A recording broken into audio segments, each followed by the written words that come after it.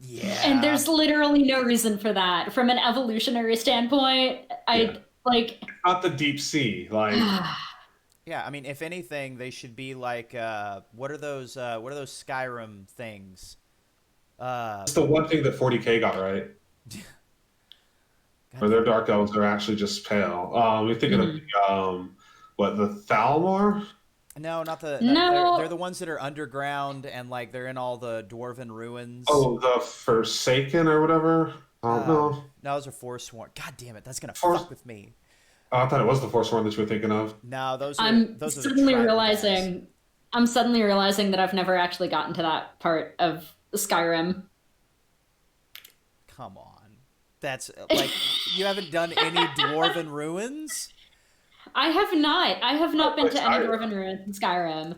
We're gonna get off topic real fast if I continue this conversation. But Falmer. Yeah. They're called fucking Falmer. Yeah. Okay. Yeah. God damn it. Anyway. But yeah, no. Yeah, that's kind of the thing is like what Opti brought up is like they are riffing off of Tolkien, which is exactly accurate. And there are a lot of racial issues in Tolkien's work, especially. Mm-hmm. So like when they borrowed that, they made sure to borrow those elements too. But because people said, what bothers me the most about it is because a white person said that it wasn't racist, therefore obviously it's not. Isn't. Yeah. Because... Like Go ahead. Yeah, I got knocked out of a.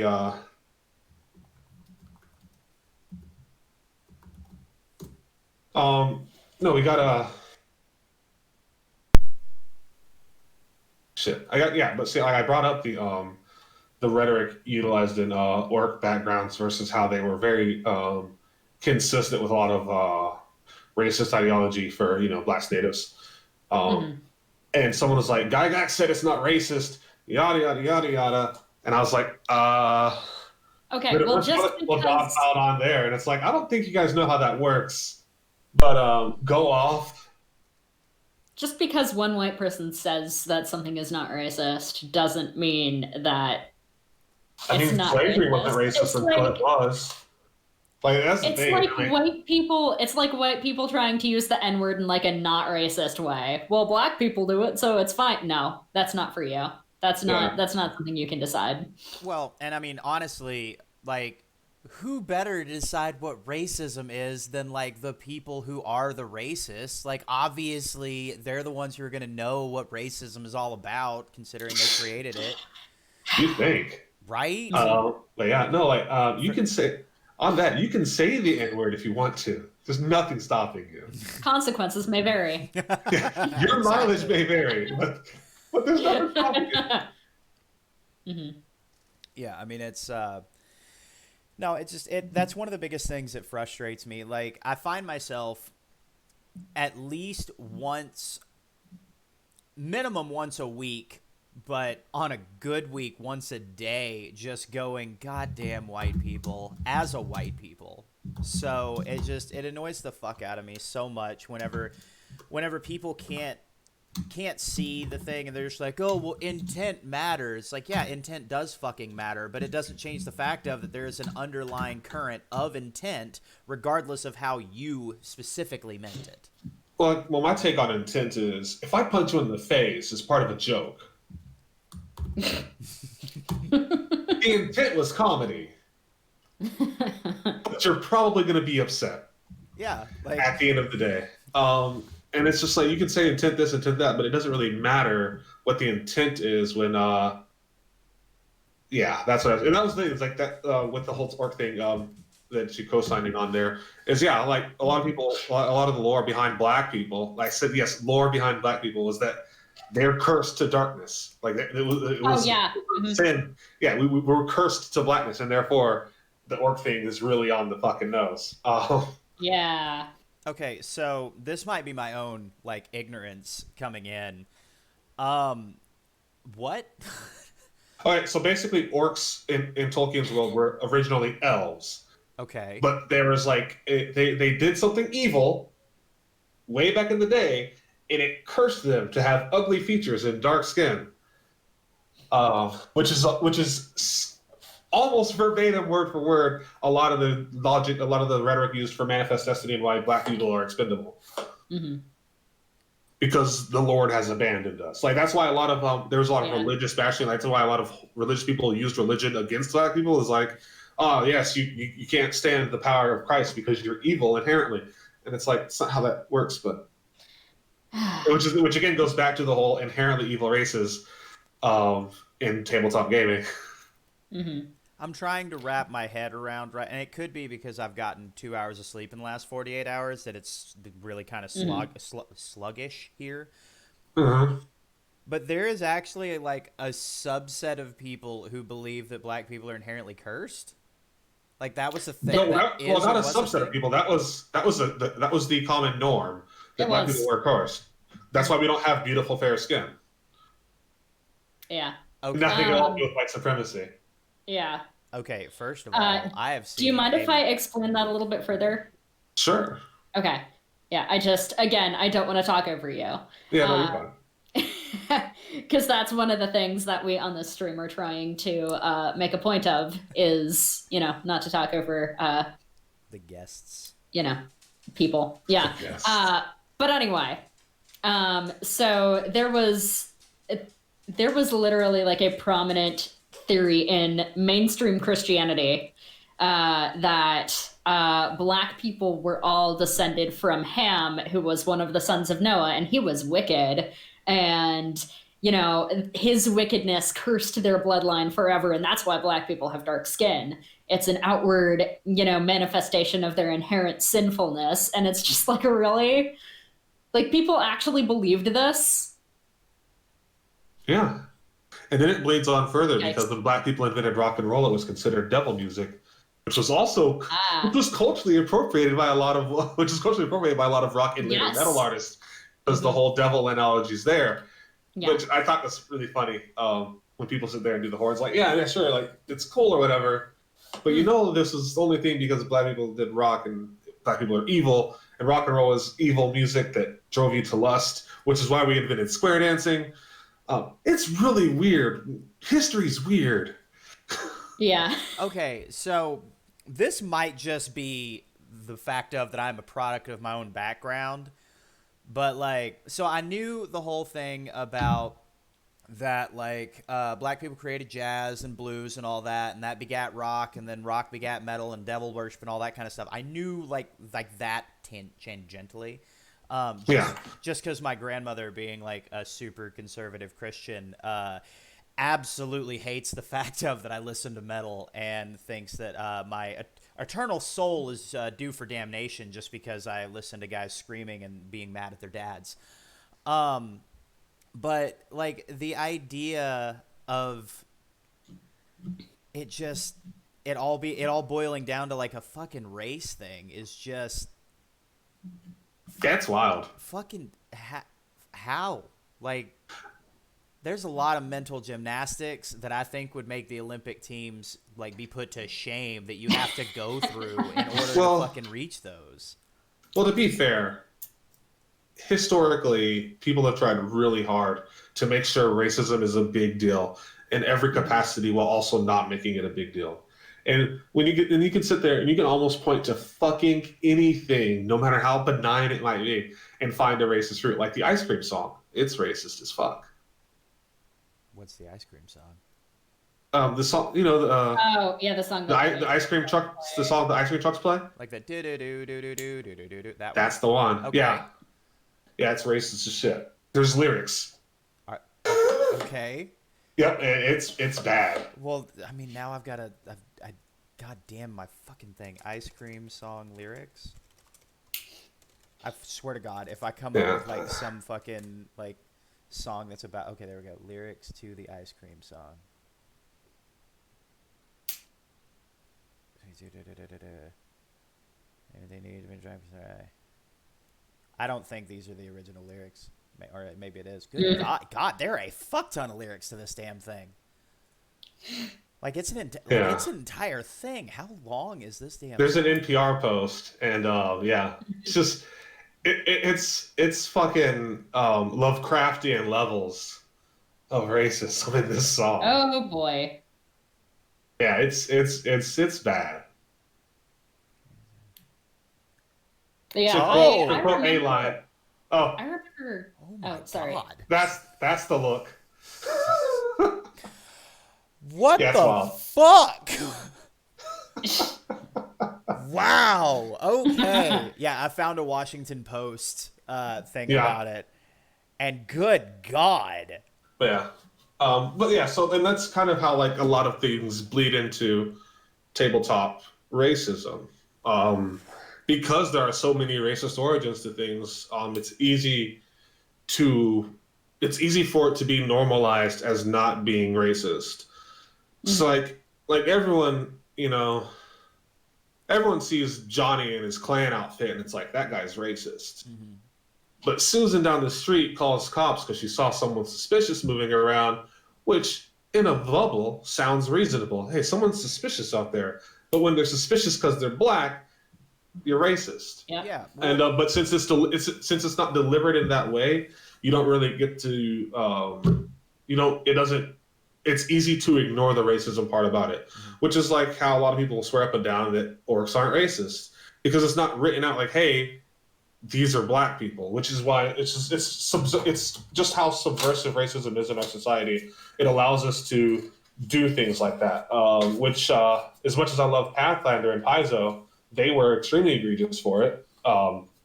And Oh yeah. hopefully they do better in Pathfinder too, because it's weird. Because Paizo, like I got into Pathfinder because I was like, oh, it's fantasy role playing, but there's black people on the cover. This is amazing.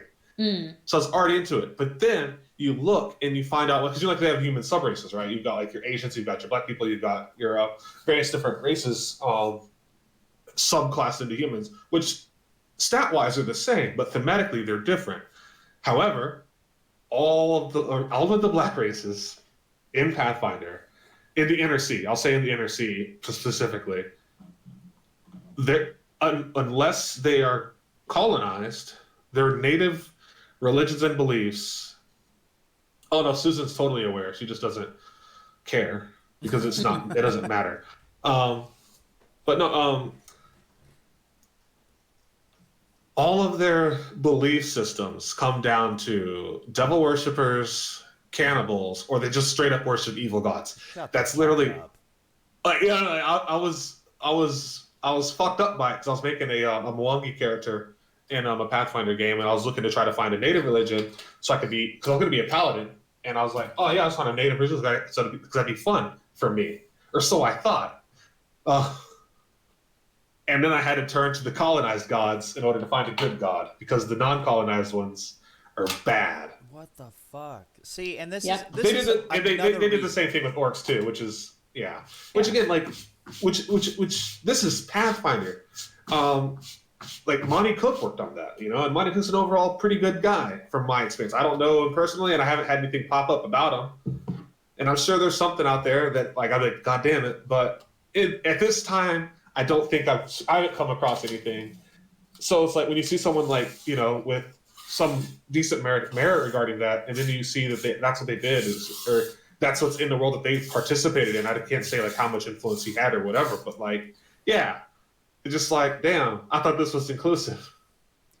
Yeah, like no doubt. I mean, I guess that's part of the reason. Like, this is just another reason why I never play any of these games in the world that was created by the writers. Because that world isn't a world that I had any kind of control over. So therefore, if they do some fucked up shit and I as the GM, I'm going to have to deal with that, I'd rather just not. I'd rather just be like, all right, That's look, valid. here's the fucking pantheon that I fucking created, and yeah, it's like word for word, it's almost exactly like the fucking Forgotten Realms pantheon, but the only difference is nobody is set to worship anybody. There are no orc gods. There's no human god. There's no elf god or anything like that. It's just these are gods. If you want to worship the smith or whatever the fuck, that's who you fucking worship. It's cool. Like do whatever the fuck you want to do. Because I mean, God, dude, that fucking annoys the shit out of me. Like making just and that like the colonization thing and like making nativism, whatever, language is made up. I just made a new Sure. word. Like making nativism just inherently a bad thing is just fucking annoying as shit to me. But then Yeah. that could just be because I'm like, different doesn't mean bad. Yeah, like I said, like I was saying in the chat, like it's easy to criticize it after the fact, Mm. and it's indicative of just how subversive racism is and white supremacy is in society. And like that's kind of the situation where it's like you run into situations where writers of certain backgrounds will do things when presented, it's like holy shit, what the fuck. Yeah. But it's not, it doesn't look that way at the time. A lot of people find colonialism and racism interesting, but not in the same capacity as someone who deals with colonialism or racism. So when someone who does deal with them say, "Hey, that's actually kind of fucked," they don't necessarily see it, which is why this is why there's always that discourse of like, "That's racist." And it's like, no, it's not. It's this. It's like, yeah, that's racist. And that's why there's always, it's always a shitstorm because you've got one entity that can better identify the impact of colonialism in the thing. Yeah. Mm-hmm. Well, and I mean, and to kind of go off of your point where it's like, I mean, racism and I'm speaking about like America specifically because that's my experience. Racism has been so ingrained in our culture, just I mean, from the fucking jump, that Oh, like for sure.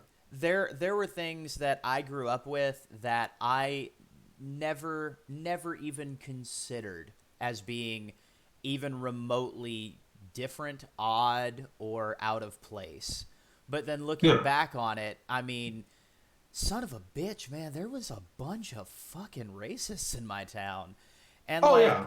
and it's kind of like what we were talking about before where you were like, yeah, Jimmy and his clan hood. Yeah, that's a fucking racist guy. But then you see Susan who's calling somebody, calling the cops cuz they see a suspicious person. That's fucking racist too. Well, like that also goes down to the fact of some of the old ladies that are in my old hometown. I remember that there was a basketball game on, and legitimately, the phrase that I heard was, "Man, there sure are a lot of colored boys out there now, but they're just so talented." Yeah, friendly racism. Wow. And like 100, Yeah. like whenever I heard that, I just, Yeah. you can't say that. That's not what you're supposed. Stop it. Yeah. Well, But- why? I'm not being right. No, you are. Just because you're being like saying they're athletic doesn't mean you're not being a fucking bigot. Yeah, I mean, like if I told you how many times I got told about how articulate I am, Oh my Oh god. boy. I mean, yeah, it happens a lot. But no, like the thing is like, my favorite thing regarding racism and talking about it is 9 out of 10 racists agree that racism is bad. A lot of people will perpetuate and continue and support a lot of racist shit because it's not called racist.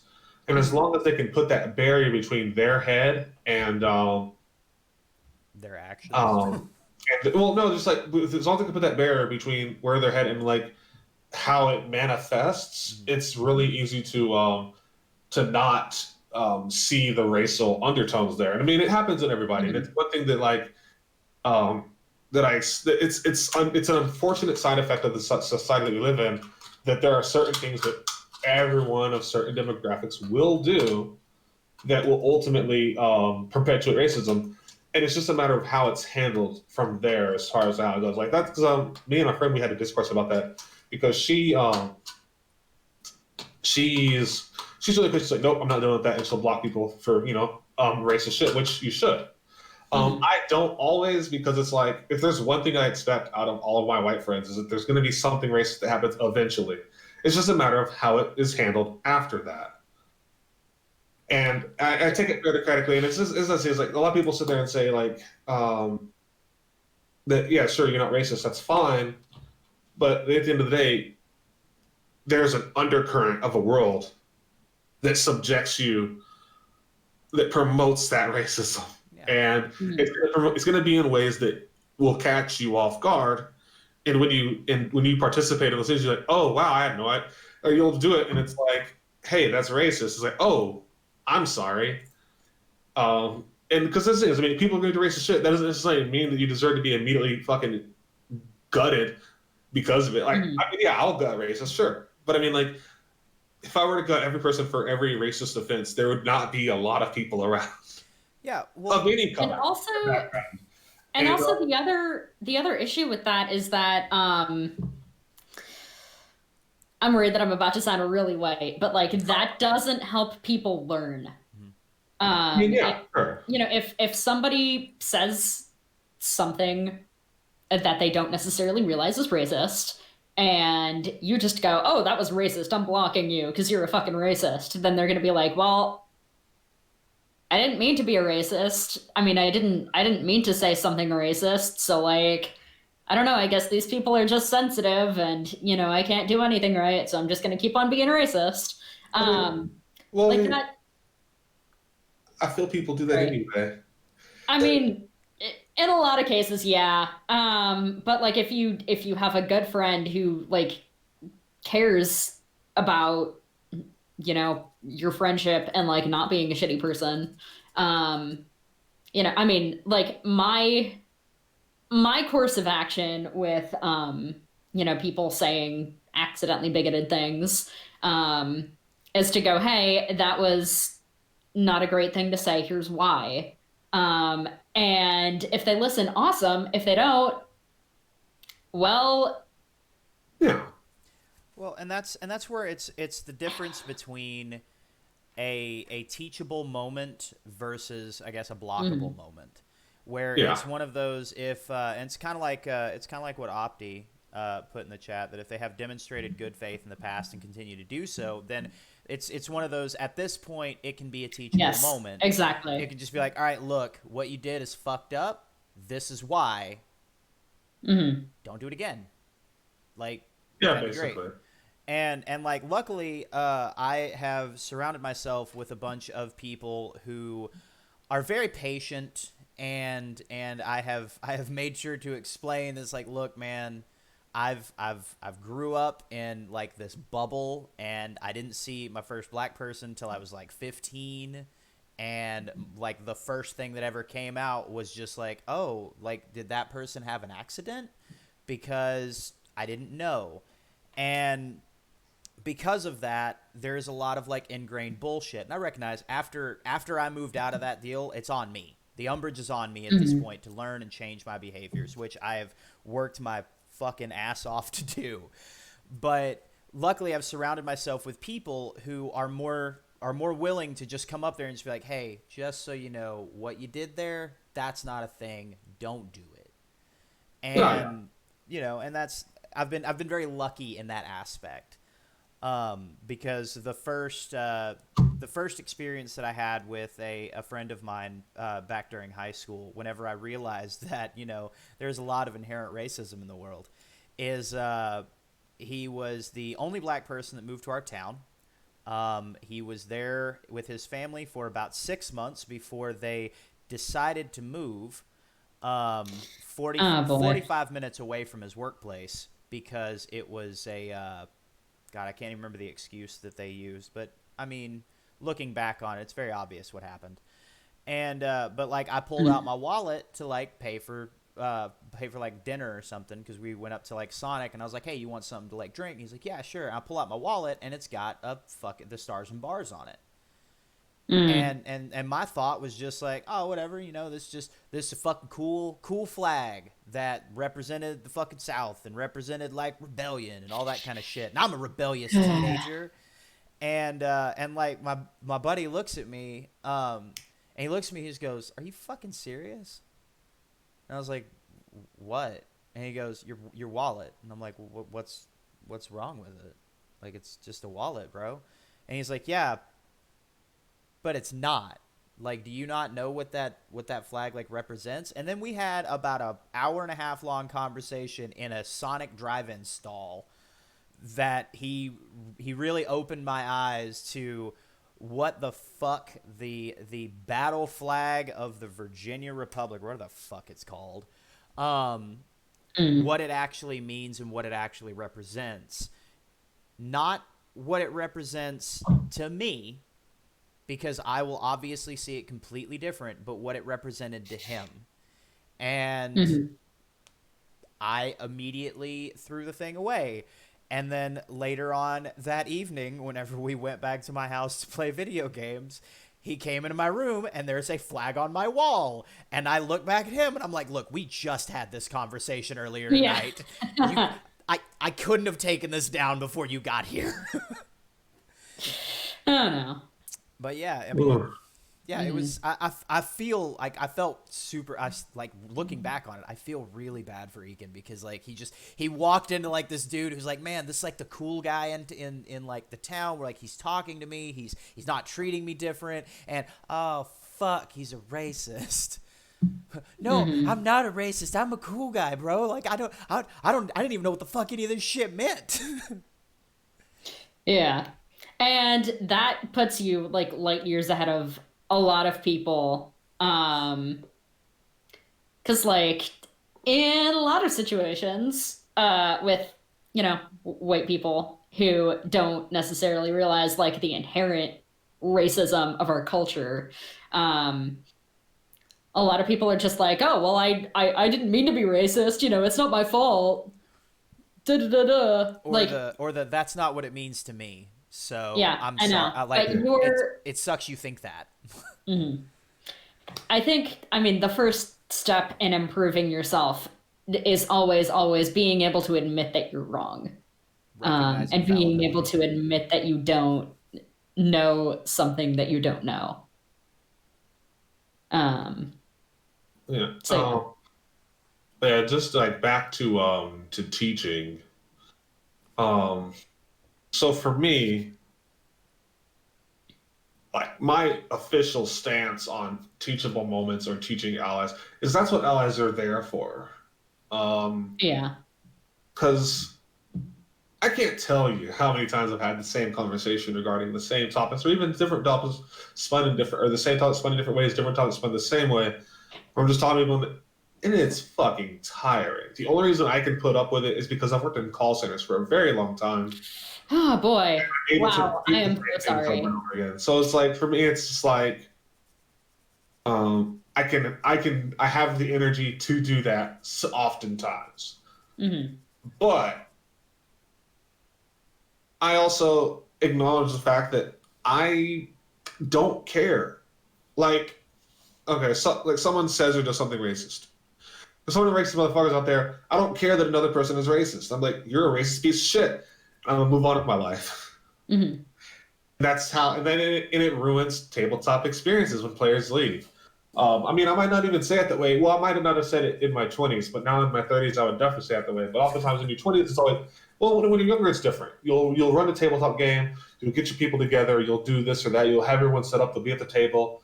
They'll play a session, maybe even two or three, and a player like, I just got to take care of some other things, or yeah, I'm just not really feeling tabletop RPGs as much as I thought I was. And maybe they love tabletop RPGs. They like rolling dice. They like role playing, but the environment that they were in wasn't pleasant for them. So they leave the table, and in those situations, because people will try to be nice, and no one wins in those cases. You get a person that might have been really into tabletop gaming or really enjoyed. Maybe they do enjoy it. They go through the extent of spending like an hour on the character's backstory or more days. They're like making sure that all their skills and their stats are like how their character would feel naturally in those environments. They're not like metagaming it out, or they have like knowledge skills, like if you're playing Shadowrun or something, where it's all in theme with the character. And they just have this really fun character built out, and then it's just like, oh yeah, I'm not actually feeling it that much, and they might not want to go into further detail because no one ever wants to go into further detail. because it's never a pleasant conversation to have with someone. It's like, well, honestly, your game's kind of racist, and I'm just not having fun with it. And then it's almost always going to be a shitstorm. And just going from experience, you don't want to have that conversation again.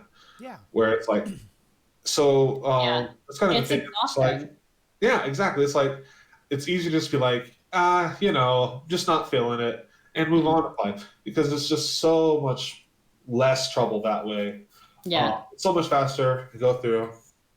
Because I've been in that situation so many times, and I'm guilty of doing the same thing. You know, I've made excuses.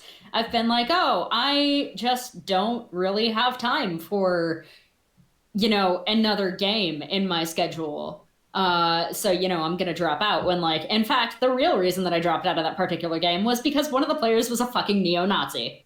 Exactly. And that's exactly how it comes out. Wouldn't do anything about him. And he knew that this guy was a fucking neo-Nazi because they had been lifelong friends. And when I brought this guy up as an issue to the GM, he was like, "Oh, well, that's why I didn't want politics to come up at the table." And I'm just like, "Oh, all right. So you knew that Brian was a Nazi. Cool." Yep. And you were fine with putting him at the table with anybody else? Multiple people of demographics that he wants to fucking kill. Because he's a civil guy normally. Just don't let him talk about his politics and it'll be fine. Yeah. Mm-hmm. And that's how a lot of racists are. Like they're fine to be around. Just don't let them fucking say shit. And for me, I'm just like, they're gonna say some shit eventually. It's inevitable. It's gonna happen. And when it does happen, it's hands. And then I get in trouble because you don't want me punching the shit out of people at your table. And it's like, oh, of course. Right, my initiative was higher. Yeah. I mean, honestly, I don't know if this is the case for you, but I am honestly kind of shocked that I am still in the hobby after all of the horrible, gaming situations that I've been in. I've been in so many terrible, terrible groups. My first Shadowrun group was one of the worst gaming groups that I've ever been in. Oh, I remember this one. Yeah, one of the people in this group, I'm not gonna get into too much detail because this is gonna go out of off topic real fast if I do. But one of the people in that group was the most unpleasant person who I have ever been at a table with, and I have been at a table with a literal neo-Nazi. So that should be saying a lot about this person's disposition. Yeah, it was not a good time. And yeah, I'm so glad that I'm still in the hobby after all of that, because I've met some incredible people through tabletop RPGs and through Shadowrun specifically. I wouldn't have met either of you without Shadowrun. So, well, and that that's neat. But yeah, I mean, I think I just eventually got to a place where the good about the hobby ended up outweighing the bad. That's fair. But yeah, I really can't fault a lot of people who have been completely driven away from it because of the horrible groups that they've been in. Yeah, I got incredibly lucky because I was basically done with the hobby in general for a while. I would still play, but I'd only play with a particular circle, and and that was basically it. So if they weren't playing tabletop games at the time, I wasn't playing tabletop games at the time. But it was through a friend from high school. They posted the Shadowcasters post that got me into Cosmic Corsairs, which got me back. Yeah. Game. because I was basically done there, and it was basically a diversity call, and I was like, you know what? I'm interested. Because I thought it would be Shadowrun. I thought it would be for Shadowrun, admittedly. I was excited to Oh play no. Shadowrun. Yeah. And then I get told it's some other stuff, and I was like, you know what? Let's do it. Let's just fucking do it. Let's see how this goes. And I don't regret it, obviously. And I had a lot of fun there. So yeah. Yeah. Well, and kind of going going back a little bit to where you had said that, you know, the politics thing, that to me feels like if you have a table that says, you know, well I don't want to get politics involved or anything like that. If you've got somebody at the table that says that immediately is a red flag to me. Oh, Because yeah, that absolutely. means you're into some problematic bullshit that you don't want to be exposed about. Yeah, I know. And I'm not saying that the table is the place for political discussion, political discourse, and heated debate. But at the same time, if you are terrified of your politics coming out at a table, then maybe you need to rethink your fucking politics. Because Yeah. I don't want politics at my table means, man, I just don't want to talk about Trump and Biden. Like, I'm just so fucking sick of hearing about these two fucking sexual deviants and fucking bastards. I just don't want to fucking hear about them anymore. That literally is the only politics I don't want to hear at my table. If there is a situation where, you know, you're feeling uncomfortable, fucking say it. Just tell me right fucking now. Like, if you want to go into another room, if you want to send me a fucking message on my phone, if you want to just pass me a note and just let me know, hey, this is something that's bothering me. All right, cool. We'll take care of that shit right the fuck now. Because there's no fucking shame in my game. If there is something that I am doing, fucking tell me, and I will change that. I will do what I can to make sure that I'm not fucking being a problem for other people. Mm-hmm. Yeah. And I think that's the difference. Like, I mean, another thing is, you know, you mentioned politics coming out at the table, and for a lot of people, like, having your politics come out is actually an incredibly privileged position to be in, because, you know, I mean, if you're a member of a minority, you know, if you're not white, if you're gay, if you're trans, your politics don't come out. They are out. Yeah. Or people perceive your identity as political. And like, I am not comfortable being myself at a table where people, you know, don't want politics to come up. Yeah. No, like, that's kind of the thing. Like, politics are gonna, but politics are gonna come up. I am politics. exactly. Yeah. Yeah, which I mean, basically is just saying, I don't want you to come up in this game. Basically. And that manifests pretty heavily, like, when you bring in anything outside of a cis white neurotypical heterosexual, typically male character in fantasy gaming. And this is why bringing up, it's why playing why playing anything divergent from that becomes an issue, so to speak. It's like it comes, because then all of a sudden it comes up. Yeah. So Z, I don't know if you saw Usagi's question in the chat. Yeah, I just saw it. Okay. All right. Do you Yeah, want no. to speak to that? Yeah, it's definitely a lot of, like, that's also like all right. So being black in a white supremacist society, I cannot tell you how much side eye is in my life at all times. Yeah. Like, and it's all because, like, it's a cold read with every white person you run into. They'll say some shit like, "Oh, well, we should murder Nazis," and it's like, I agree with you. That's awfully extreme, and you're awfully quick to that really dramatic fucking stance. And you get in situations where, like, what we have, like, right now, with the whole COVID thing going on, we have people that are outside protesting. They want a business to open. It's like that. It's like, oh, so they're so prepared for an apocalypse. They got all their stores. They got their bullets. They got their beans. They got their guns. They got their bunkers. but when it actually happens, they're not ready for any sort of apocalyptic event. So it's like you have these situations where these people are so extreme in these situations, and you have to wonder what the compensation is. And there's almost always a compensation. And now that said, sometimes it is growth, and people are just getting better, and they are compensating intentionally, sure, but like I find those are the people that get the most fragile when they're called out on some shit. Mm-hmm. Oh yeah. Because like they'll be like, yeah, man, this, and that, and they'll say or do something, and you're like, look, you might not feel it works this way, but this is how this contributes to racism.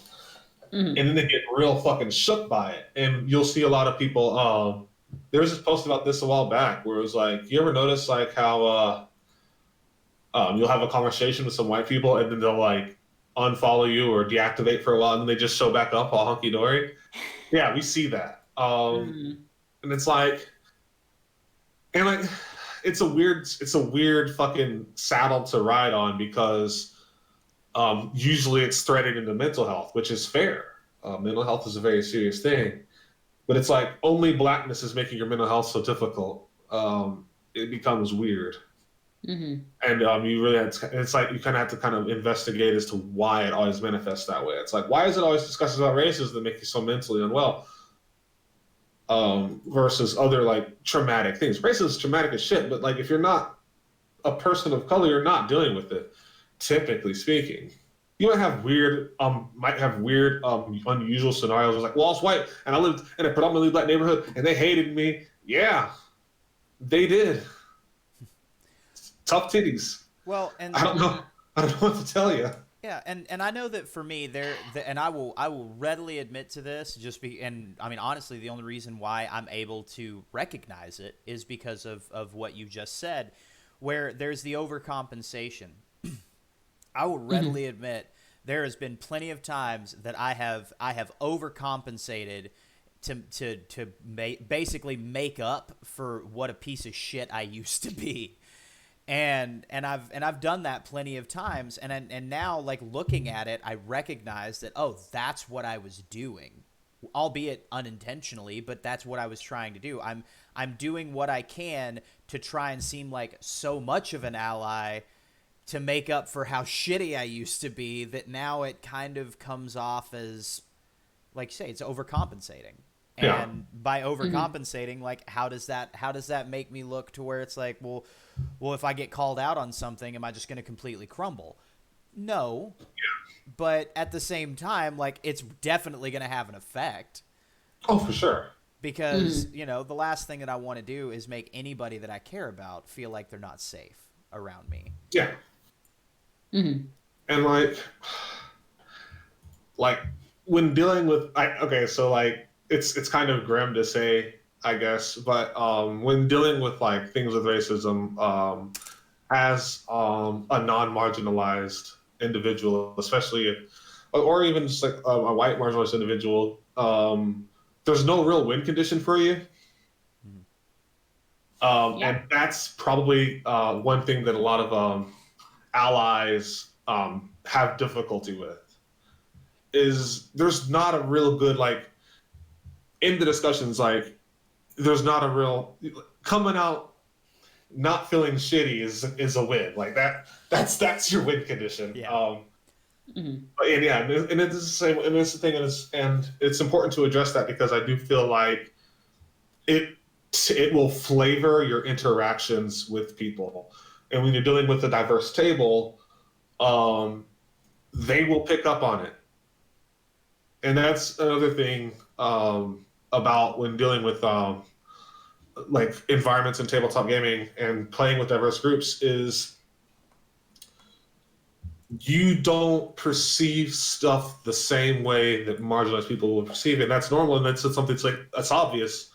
But at the time, it doesn't always seem so obvious. And you'll run into situations where it's like, oh, I don't get why they were upset. Like, there's obvious reasons. Like, in the Mac, you were there for that when Hairbuck was talking about his thing with the the elf genocide attack or whatever. Oh yeah. Yeah, it's like it's pretty egregious. Um, and I mean, it was a very obvious thing, and and therein lies the problem with trying to make racism interesting. Mm. Because it's not. Was that his? Was that sorry? Was that something that happened to Usagi, or was that the elf genocide thing that happened in one of my groups? No, it was an Usagi thing. Yeah, There were okay. yeah. Because I remember hearing about it, and I was like, I didn't say much on it then because it was a bummer situation. But like, no, it's that's kind of thing. It's like, Oh, okay.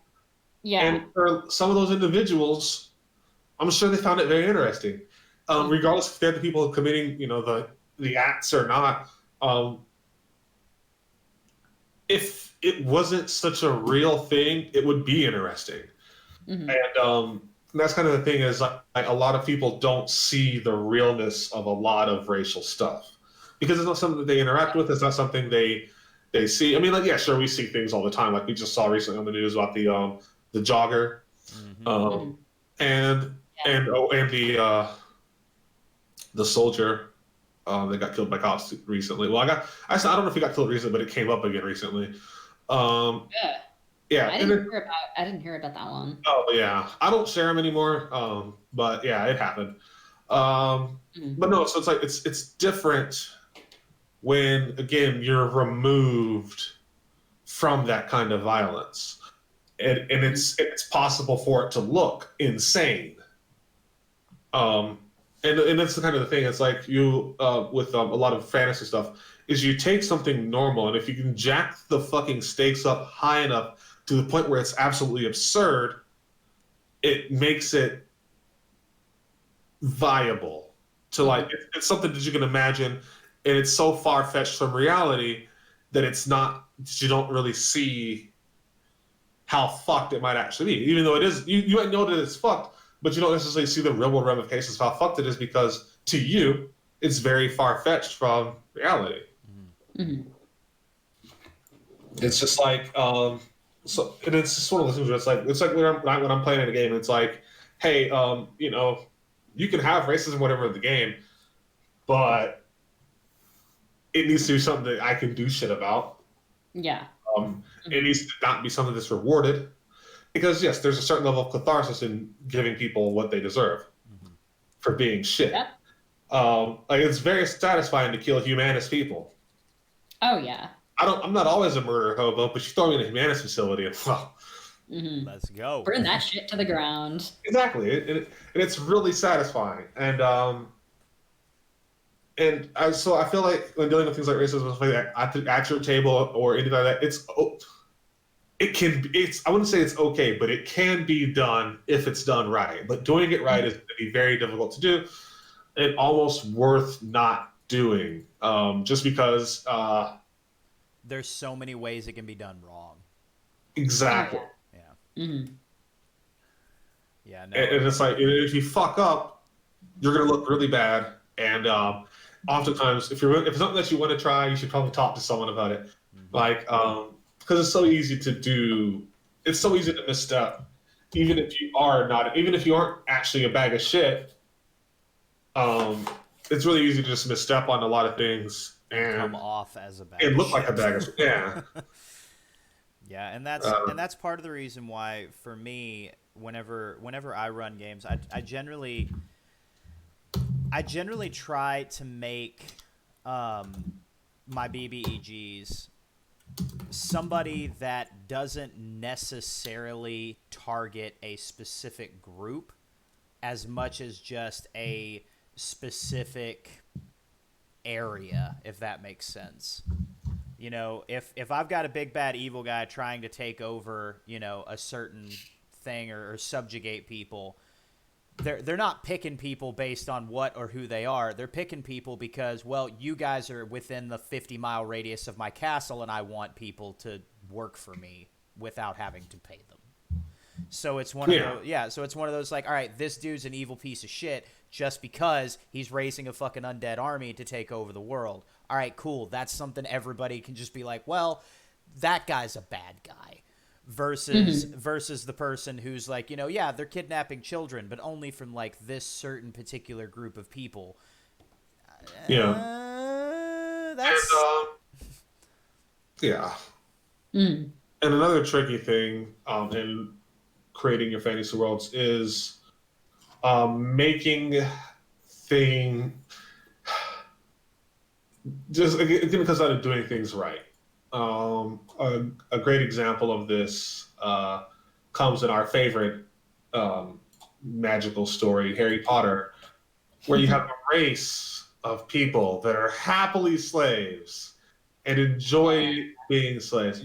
And you could say like, well, yeah, they were trying the protagonists were trying to liberate them. It's like, yeah, but the writer still made them.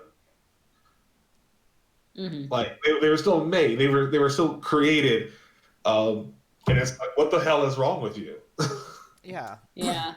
like just say it out loud. I want to make a race of people that are happily slaves.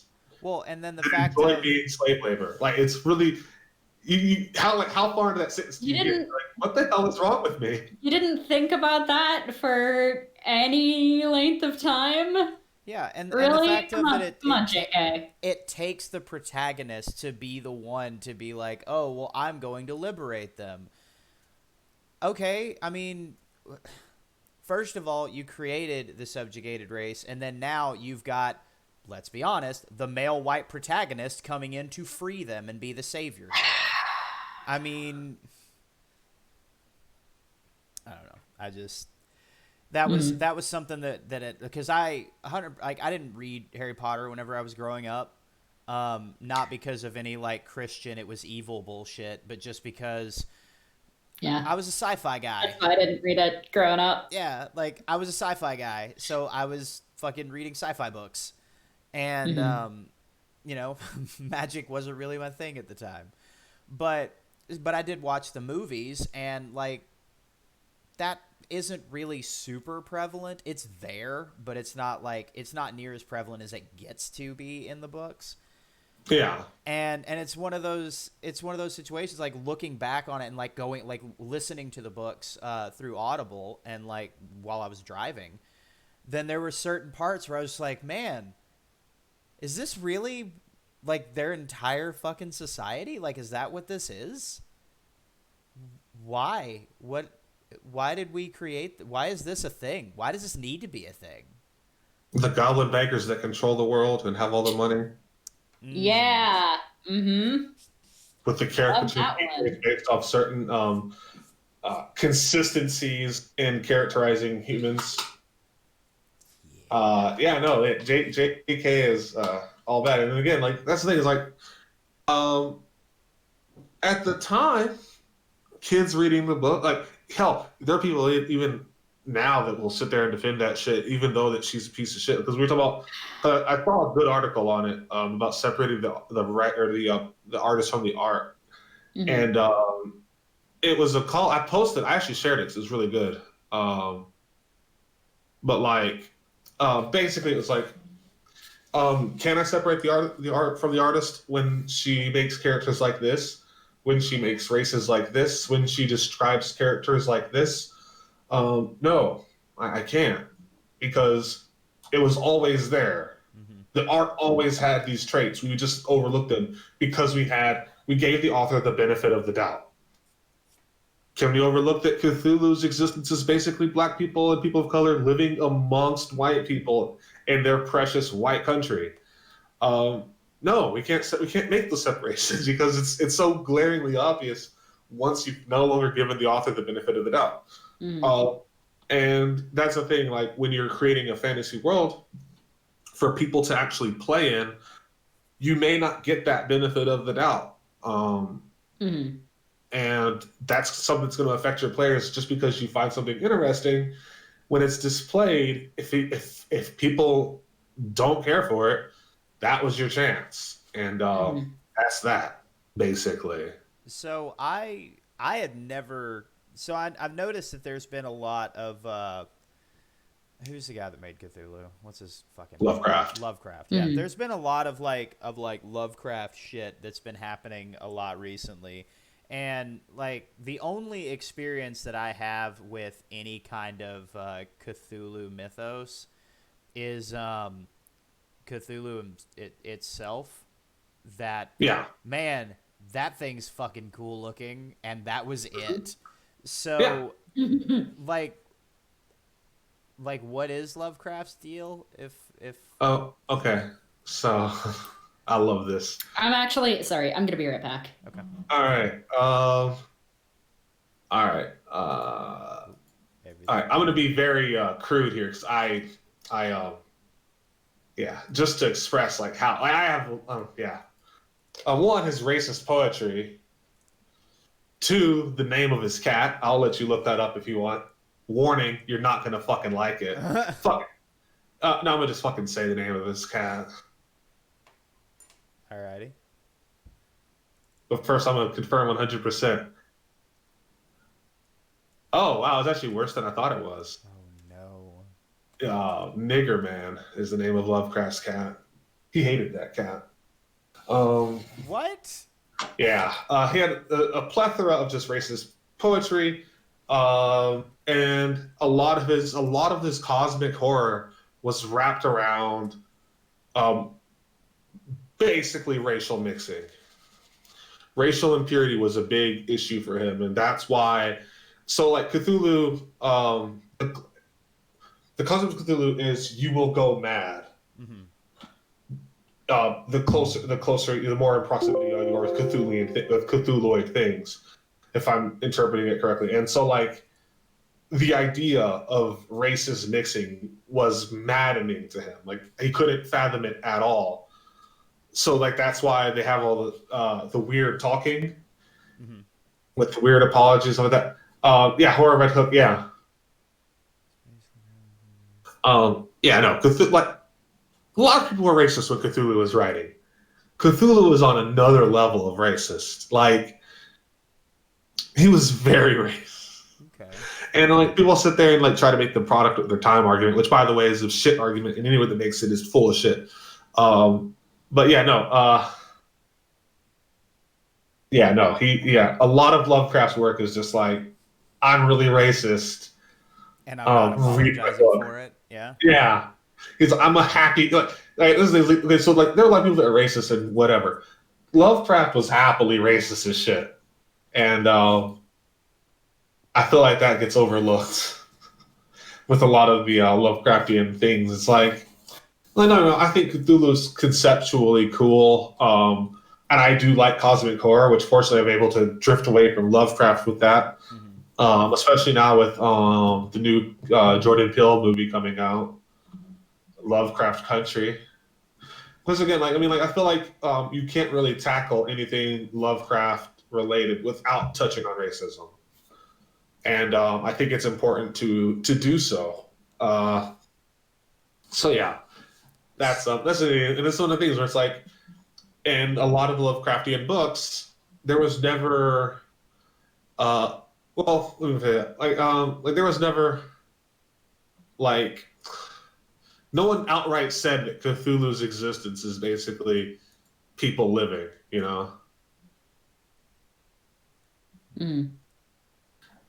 So, like, even if you're not, like, coding stuff out to be racist, it's really easy to do it anyway. And one of my buddies who's a writer, I was talking to him about it. But, like, he was like, when you write a world and you have humans and they're generic white humans, it comes to the concept of which fantasy race or alien is which person of color. It might not be intentional. It might not be like intentionally coded that way, but it manifests that way. And you see all the time, like, you got Asian elves, black orcs, Scottish dwarf. Scottish isn't a race, but like every like fictional race has like a thing. Yeah. Mm-hmm. And I mean, it's still a stereotype. So It I mean, is. it's it's kind of two sides of a similar coin in a way.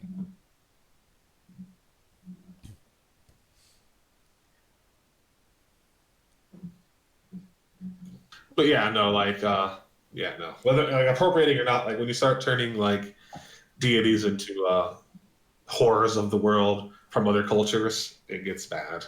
Yeah, Mhm. Obviously. and honestly, like I'm kind of glad that like we've kind of had this discussion just because I'm in the process of writing a campaign with a completely original setting, and like this is a lot of pitfall shit that I am now going to be able to avoid now that I know that they are there. Yeah, no, it like the best way I recommend dealing with anything fantasy, if you're creating a world especially, is just throwing shit at the wall. Have castles, have pagodas in the same place, have great swords and katanas in the same place, maces. Fuck, I forget some of the, there's a really cool ass African sword, but you throw as much different cultures into something at the same time, Mm-hmm. and you remove elements from that world that are otherwise weird, Yeah. like um, like Dark Souls takes place. No one the fuck knows where Lothric is. Like in one point, you're like, oh, it's kind of European, but then like you see more shit, it's like, oh, maybe not. And not having an origin is the biggest thing you can possibly do. It makes sense to have characters speak English in your worlds because it's the primary language that we speak, and if it's your world, you're speaking English, so it makes sense. Mm-hmm. Uh,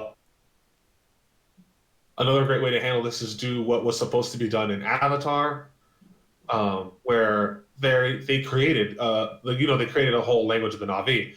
They created musical accompaniments that were completely, which was a complete creation, a new basically a new creation using cultural driplets from fucking every culture, like everything from Africa to Switzerland. Like it was just fucking everything. Well, I should say Ghana or Algeria, but yeah, like different regions all just thrown into one thing. At the end of the day, what's his fucking name? James Cameron was like, no, this is too weird. I want something more Western, basically. So the whole idea got fucking scrapped and trashed and just turned into like boring westernized shit instead of the alien thing that it was supposed to be, which was amazing. But because he spent like money, like, he got fucking like linguists, paleontologists, all sorts of fucking Mhm. professionals in various fields to make this happen, and it's like, actually, you know what? I'm gonna just go with weird country, and that's basically how he got Avatar. But no, yeah, no, See, because it's one of those things. that original idea of Avatar sounds so much fucking cooler than What we got? effectively, cowboys and Indians on a different planet. Right? Yeah. Like, No. So, oh, go ahead. Mm. God, that would have been fucking awesome. Mm. Yeah. Well, Literally, the plot of Avatar happened in the production of Avatar. They got an alien thing and was like, man, this is really cool. Let's westernize it and break it down into something that we personally can use. And it's like, which shit. which is generally how a fair amount of um, products get, I guess, bastardized is the best way that I can think of, where it's like, hey, like we've got this super fucking cool concept that's like really revolutionary and is going to be really awesome. Yeah, but let's like not do that and make it to where it makes sense to me in my privileged position. Mm. Exactly. Yeah, better yet, let's do that because that sounds great. Which is fucking stupid. I mean, it's a stifling of innovation. It is, but it is But what Yep. it is. no, and that's where like with the world that I'm creating in my game, like I'm doing as much as I can to make sure that like there aren't like there are different societies and all that, but they're not different societies based on race. They're based on the lands that they live in. They're based Yeah. on geographical location more than just Mhm. the people who live there. And I mean, I've got deserts that essentially are they're traders. They're desert folk. They're people who live by oasis and can make fucking plants grow where other people can't figure out how the fuck they did it. And that's their claim to fame, is just, they're really good traders. They're the ones who can traverse the desert that separates this giant continent. So they're absolutely pivotal to every other empire that exists there. Just like every other empire is pivotal to the other ones. That everything exists in a symbiosis. Right? Is that the right word? I think so. Symbiotic relationship. Yeah, it's a symbiosis. That's right. Language is made up. I can create words if I want to. You can. But yeah, and like that to me feels like the best way to do it is that you're not basing things on what a particular race you're using. I mean, for God's sakes, one of the things that I did just because I felt like it was something just to completely break the stereotypes that there are in every single fantasy realm. We've got dwarves, but they're farmers and they live above ground and they're not just fucking miners all the time. And like they're the ones who produce like the food for half to 3/4 of the fucking continent, because I don't know, I've never seen fucking any kind of fantasy thing that has dwarves as like workers of the land versus workers of the stone. So fuck it, we'll do that. Yeah, I mean, breaking away from the norms is a great way to handle fantasy races if you even have to implement them. Like I saw during that whole debacle with the orcs thing, Brandon from the Swordsfall guy, he was like, "This is why I'm not putting non-human races in my fucking game, because it always turns into this, and there's enough diversity amongst humans that we don't need that." And because like when you think, it's like you have to, because I mean, there's nothing wrong with throwing doors up above ground or anything like that, or taking racial or different species and using them in your world. I think it's perfectly fine on its own, but like you have to like you're going to get to the position where it's like, why do I have these other races? Is it to just be more interesting? Because then like you kind of have this weird like exotic, because then like it breaks down into like it gets weird when you add other races to your fantasy game at one point or another. Like no matter what, like okay, it's like because it's one of those things where it's like I'm gonna put dwarves in my game, and it's like why? Well, because they're interesting. Why?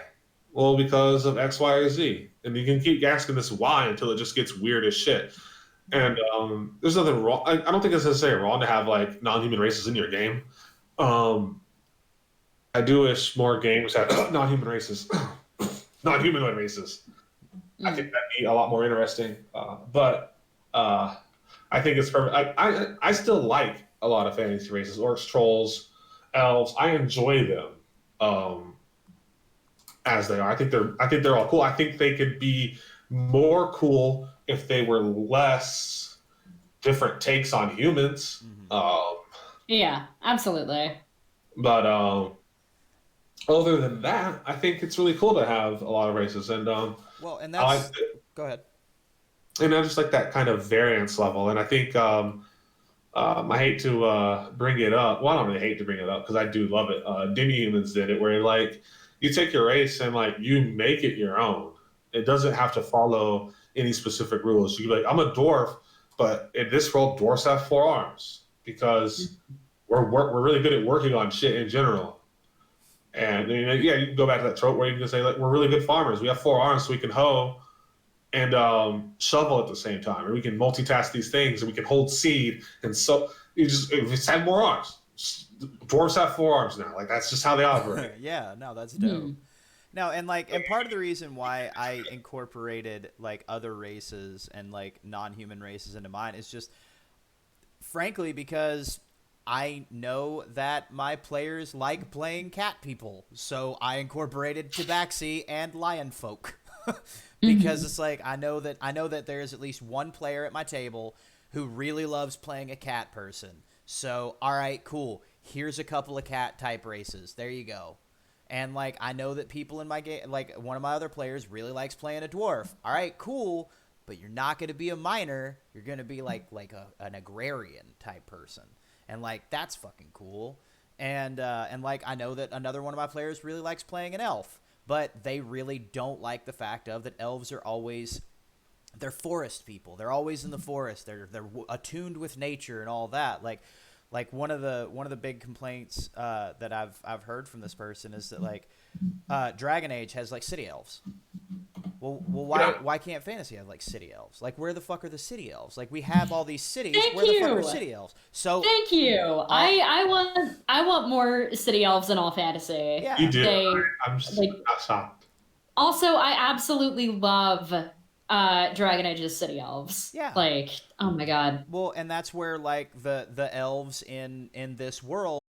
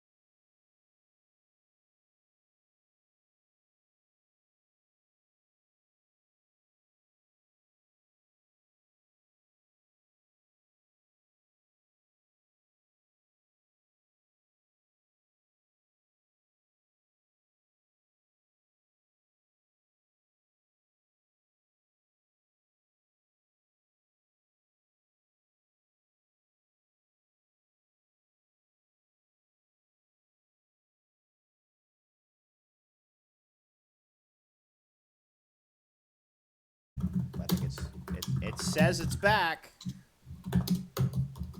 Yeah, I'm getting an advertisement now, so it should be back. I'm currently on the there we go.